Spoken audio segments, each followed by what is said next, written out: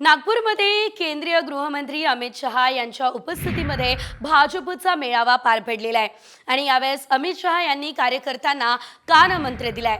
शरद पवार यांना रोखायचं असेल तर विदर्भात 45 जागा जिंकाव्या लागतील असं शहांनी म्हटलं। शरद पवार आणि ठाकरेंना रोखणं आपलं लक्ष्य असल्याचं शहांनी सांगितलं। विदर्भ जिंकला तरच महाराष्ट्रात सरकार येईल हेही शहांनी आवर्जून सांगितलं।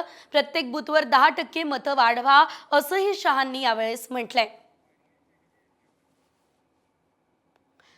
तर यावर शरद पवार गटाचे प्रदेश अध्यक्ष जयंत पाटील यांनी सुद्धा प्रतिक्रिया दिलेली आहे, आपण बघूयात।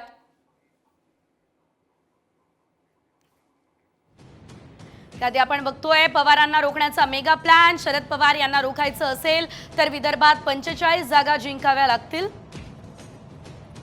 विदर्भात 45 जागा जिंकलो तर महाराष्ट्रात सरकार येईल।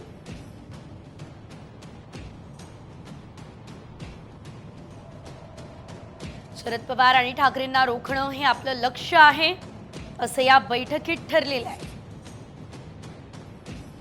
प्रत्येक बूथवर 10% मतं वाढवा असे आदेशच किंवा अशा सूचना शहांनी केल्या आहेत।